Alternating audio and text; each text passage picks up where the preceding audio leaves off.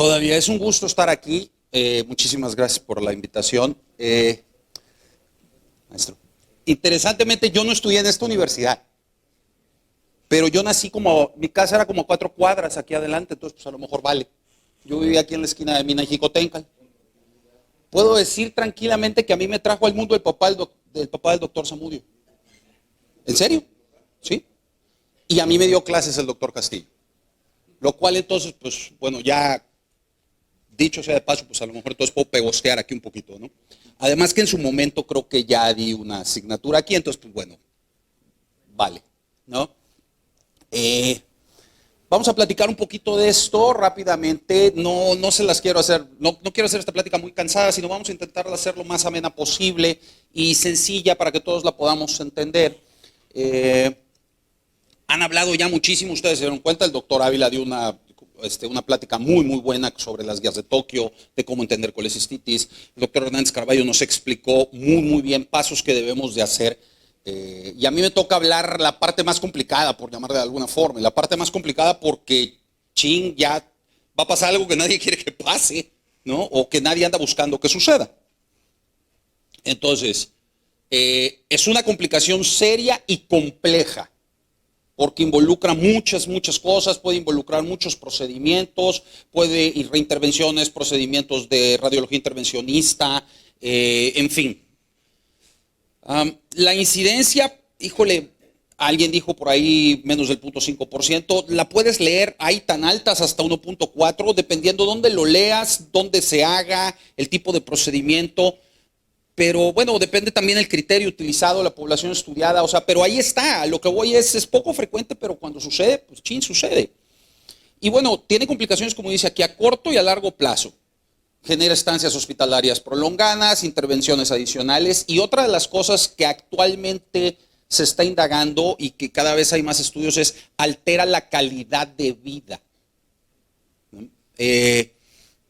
Y que, o sea, hay estudios ya muy serios de encuestas de calidad de vida de pacientes que tienen reconstrucciones de vía biliar, donde la calidad de vida no es tan buena como parece. Entonces, hay que intentar que las cosas salgan bien. Primero que no suceda, no digo, el doctor Hernández Carballo nos los platicó perfectamente. Primero que no suceda. El doctor Ávila nos dijo efectivamente cuándo debemos de hacerlo, cómo debemos de hacerlo, evitar que no suceda. Y bueno, pues a mí me toca hablar de la que ya sucedió. Visión crítica, ¿verdad? Esta es bajada del portal de Selles. Más bonito no se puede ver, dijera aquel. Aunque en realidad no siempre la vamos a ver así, porque, pues bueno, ya vieron algunas imágenes. Pero en teoría esto es a lo que tenemos que aspirar. Tiempos fuera, muchas cosas más. Actualmente ahora ya vamos con un nuevo contexto y a lo mejor los maestros no van a dejar mentir, que ya hacemos disección hasta acá arriba, valga la expresión. No, todavía nos vamos como extra segura, por llamarla de alguna forma, para hacer una ventanota. Pero bueno, la idea es intentar identificar lo mejor posible. Ahora, sin embargo, híjole, a veces no se puede identificar. Entonces tenemos dos conceptos y voy a dedicarme un poquito más al concepto transoperatorio porque hacia allá estaba orientado. Esto es datos, ¿verdad?, de una serie que publicamos recientemente, donde dense cuenta, como dice aquí, el reconocimiento durante la cirugía de la lesión, en su gran mayoría de veces, no sucede.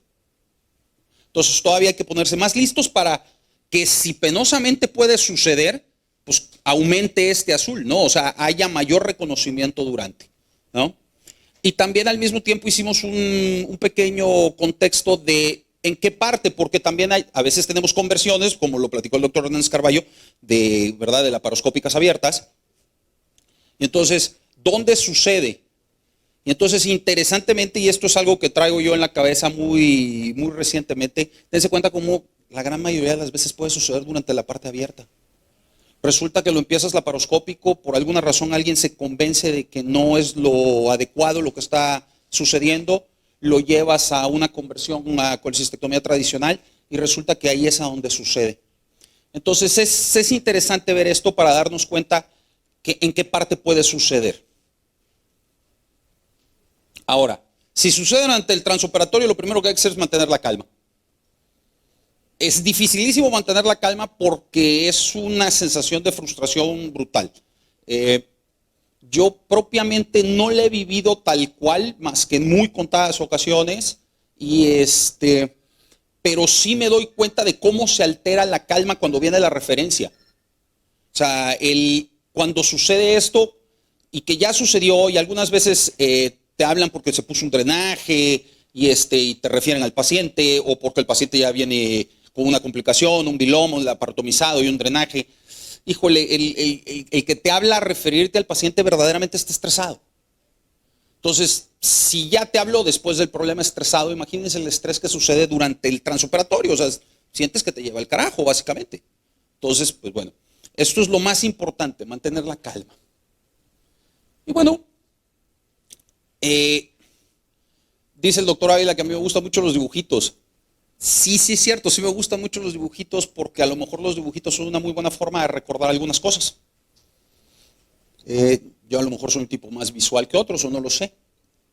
Pero bueno, la gracia de los dibujitos es esto, poder recordar algunas cosas que a lo mejor sin dibujitos no lo recordabas. Entonces, esta es la clasificación, ¿verdad?, de Steven Strasberg, ¿verdad?, cirujano en San Luis, donde básicamente nos cuenta que estos son cierto tipo de lesiones, ¿no?, que van de la A a la D, y hay otra parte que es la E, que ahorita la vamos a platicar. La E son disrupciones de la vía biliar de forma mayor, y ahorita lo vamos a entender. Pero me detengo en esto, ¿no? Me detengo en estas, ¿verdad? Goteo de un aberrante con goteo del cístico, ¿verdad? Ligadura de goteo de un aberrante y lesiones de menos del 50% laterales del conducto biliar mayor, ¿verdad?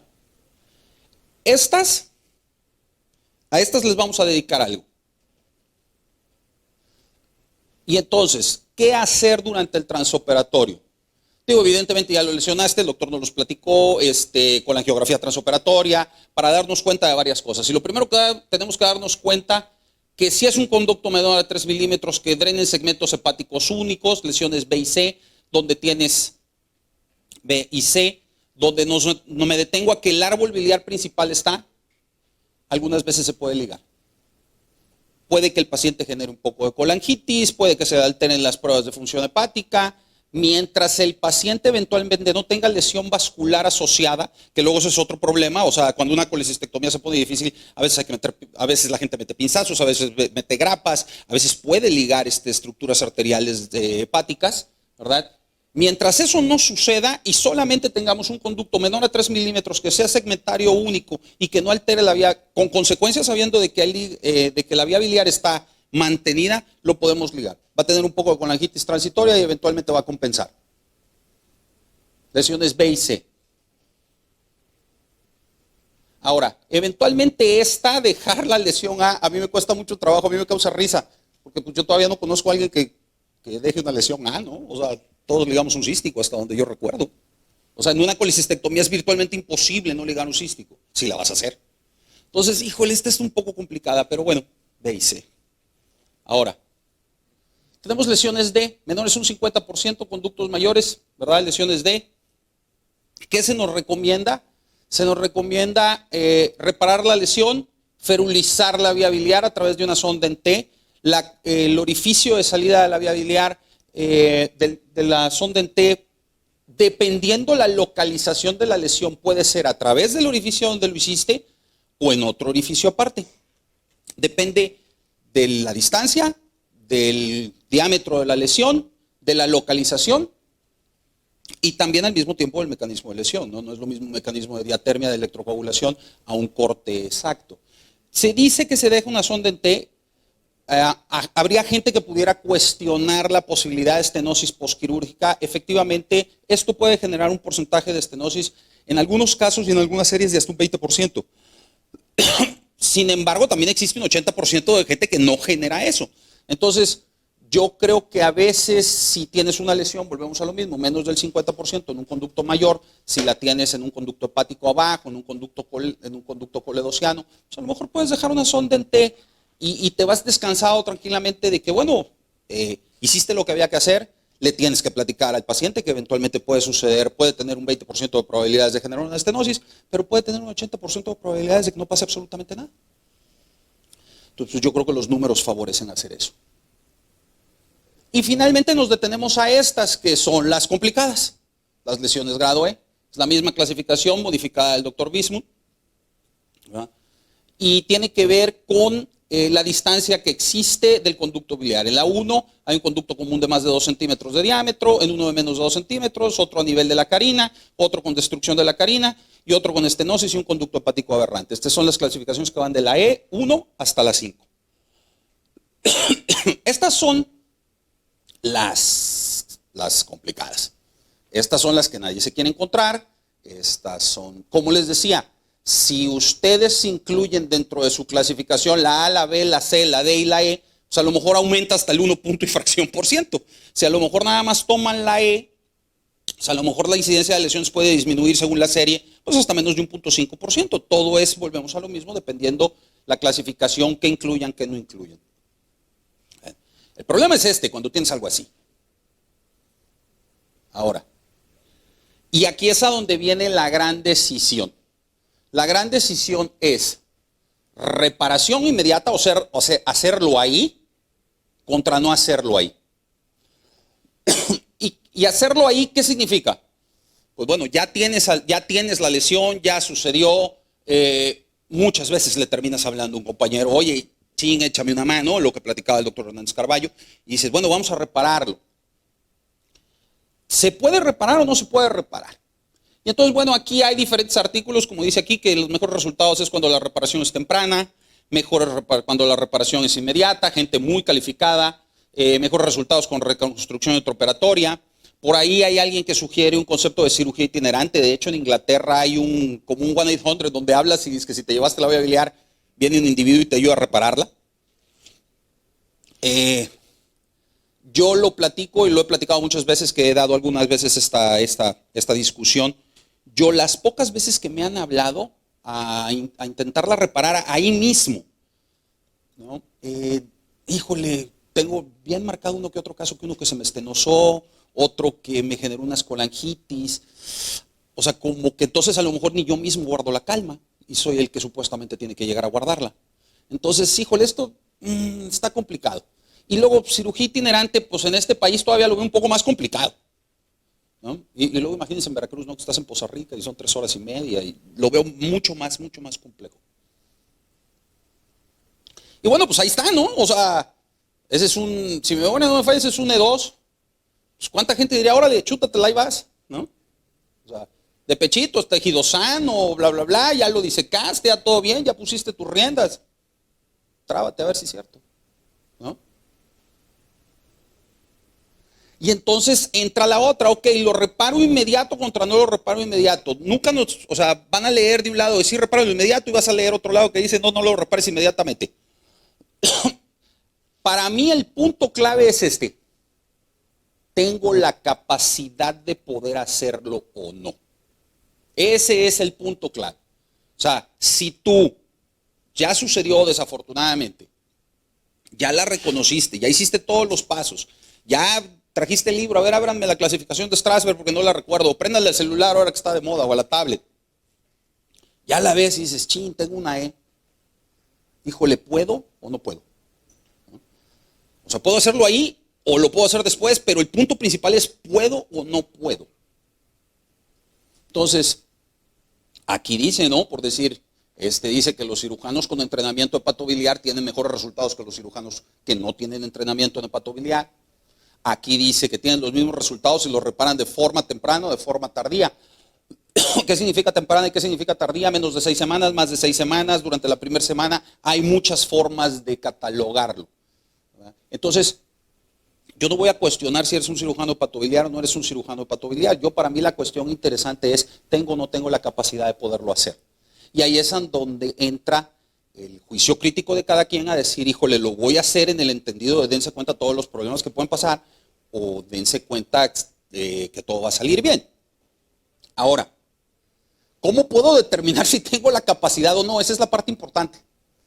Porque tú puedes decir, dijera que, no hombre, esta frase en la cirugía, a mí me va muy bien y a mis pacientes también. Y dijera un maestro mío, ¿no? El doctor Roberto Blanco, ¿no? ¿En qué vanidades lo escribiste, no? O en el TV novelas, o no sé, ¿no? Entonces, híjole, a todos nos va bien en teoría. pero en realidad sabemos si nos va bien y entonces el reflejo del nos va bien es la capacidad de saber si podemos llevar a cabo este procedimiento, específicamente en esto.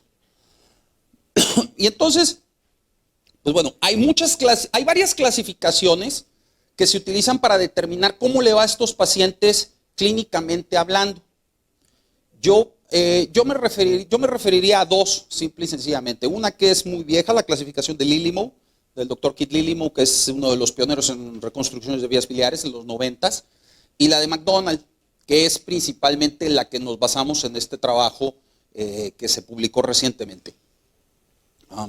Y pues volvemos a lo mismo, para poder saber si tienes la capacidad, pues tienes que reportar tus resultados. Entonces, bueno, esta es la clasificación de McDonald. Grado A y grado B se consideran éxito. Grado A es pruebas de función hepática normales, sin síntomas. Grado B, pruebas de función hepática ligeramente alteradas, sin síntomas. Prueba C, anormales, colangitis y dolor. Y D, pues obviamente complicaciones graves, ¿no? Se dice que tú debes de tener arriba de un 80-90% de resultados para que las cosas salgan bien.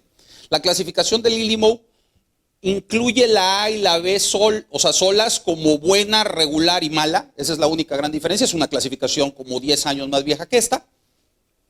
Y entonces, pues bueno, esto es lo que nosotros publicamos recientemente. E independientemente de que tenemos arriba de un 80%, afortunadamente las cosas van medio funcionando. Pues bueno, se las quería yo enseñar para que se den cuenta que es decir, bueno, si mis pacientes les va así o mis pacientes les va así, entonces sí tengo la capacidad de poderlo hacer.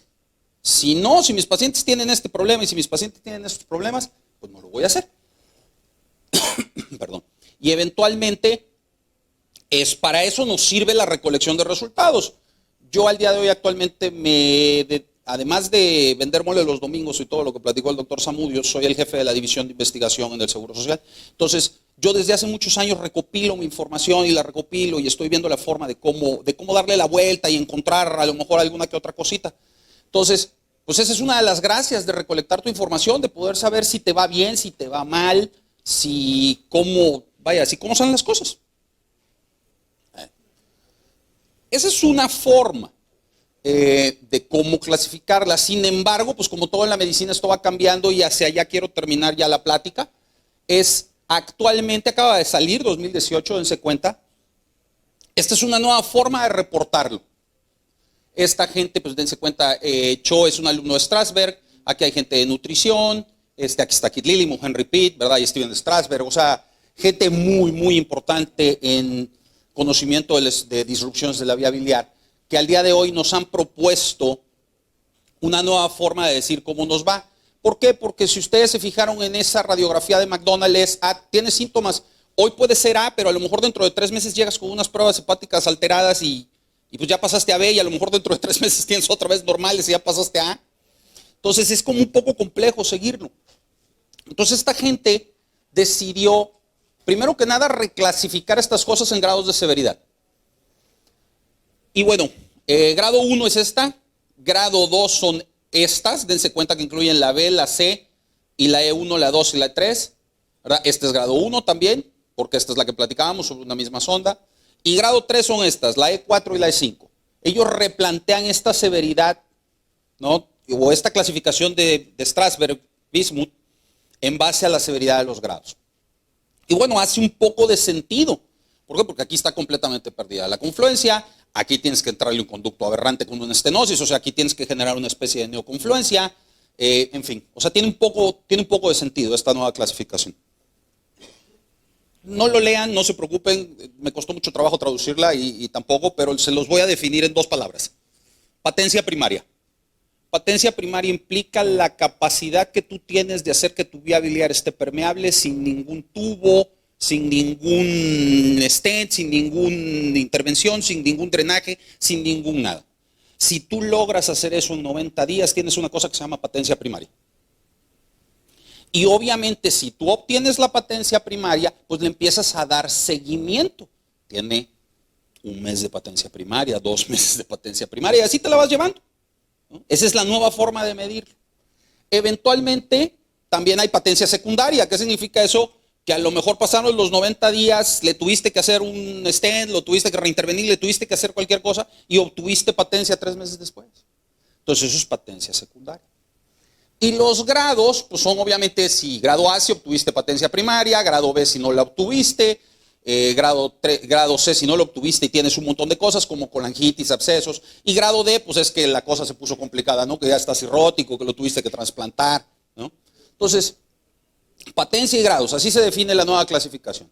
Y el seguimiento funciona a meses de patencia. Con lo cual entonces cuando tú generas algo a meses de patencia con la posibilidad de que la tengas o no la tengas, ahora ya no hay clasificación de McDonald's, sino más bien son curvas de Kaplan-Meier, como esta. Este es un ejemplo de cómo reportarlo. Ahora esta es la nueva forma que están proponiendo, ¿no? Bueno. Y ya para terminar, este es un trabajo que vamos a llevar al Congreso Mexicano de Cirugía en octubre. Los muchachos de la residencia se tiraron un clavado en la base de datos, ¿verdad? De este niño Daniel Méndez. Y entonces aplicamos este estándar. Decidimos, bueno, pues si ya juntamos N cantidad de casos, ¿no? Aproximadamente unos 80, ¿verdad? Entre 70 y 80, pues ahora vamos a ver cómo nos va con este nuevo estándar. A ver si es cierto, ¿no? En el otro tuvimos un porcentaje satisfactorio de 80 y fracción, 80 y tantos por ciento, pues vamos a ver cómo nos va aquí. Estos son 67 pacientes, ya la cifra ha subido a 70 y fracción. Dense cuenta cómo dice aquí, las lesiones más comunes son estas, E4 y E2, ¿verdad? Hay un buen porcentaje de conversión. Interesantemente, aquí es a donde nos detenemos, a lo mejor esto tiene que ver con nuestro medio, 62% de las lesiones son de colecistectomías abiertas. Interesante cuestionamiento, ¿no? El grado de severidad fue el grado 2, ¿verdad? Lo que vieron en las diapositivas anteriores, seguida el grado 3. Este trabajo básicamente solo habla de lesiones tipo E. Entonces, pues grado 1 no hay, valga la expresión, porque pues no, o sea, no tenemos ni A, ni B, ni C de Strasberg, todos son grado, ni D, todos son grado E. El porcentaje de permeabilidad 90 días, o sea, la obtención de patencia primaria fue del 91%, tenemos un seguimiento 32 meses, y ahorita van a ver nuestra curva, ¿verdad?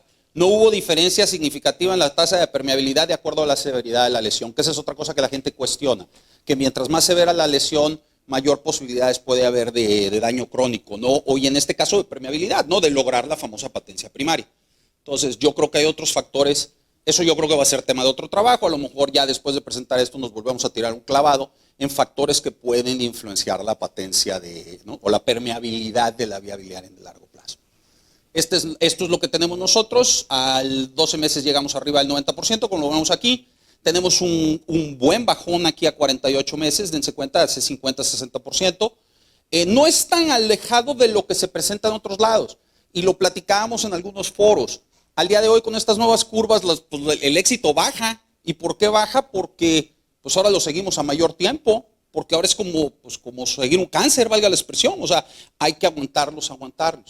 Mucho tiempo yo he leído, y en algunos trabajos mexicanos penosamente leí, que por las condiciones del sistema de salud, los pacientes los tenemos que contrarreferenciar al centro, no sé, a su unidad primaria, ¿me explico? Y a veces con este tipo de trabajos nos damos cuenta de que estos pacientes no se tienen que referenciar nunca, sino que hay que seguirlos y seguirlos y seguirlos y seguirlos. Yo platico un caso muy curioso, una trabajadora del Seguro Social, nos la refirieron de Lerdo, creo, una cosa así, penosamente un biloma, ya venía con su drenaje, ya le hicimos la reconstrucción, todo muy bien. Y al mes 60, un buen día, decidió la fosfatasa alcalina subir de algo normal como a 300 unidades. Y la mujer no le dolía nada, absolutamente nada. Y entonces otra vez se lo repito y otra vez 400. Y dices, bueno, ¿y esta qué le pasó? Le pido una colangioresonancia y se ve relativamente normal. Y dije, no, pues aquí tiene algo más. Y la biopsio y entonces colestasis. Le dije, ¿sabes qué? Te voy a tener que hacer una colangiopercutánea. Y eventualmente era una lesión grado 4, donde interesantemente el lado de la anastomosis tal cual se veía permeable. El único problema es que del lado derecho, un poco arriba de la anastomosis, el conducto se veía un poco isquémico y se veía un poco estenosado. Entonces el radiólogo intervencionista me hizo favor de meterle un balón, de dilatarla, y eventualmente mejoró, y bueno, pues ahí la vamos llevando con la paciente. Pero dense cuenta cómo este tipo de lesiones son traicioneras. O sea, estamos hablando de 60 meses de seguimiento a una muchacha que lo único que tenía es que le aumentó la fosfatasa alcalina, ni siquiera le dolía nada. Entonces, pues esa es la gracia de seguir a los pacientes.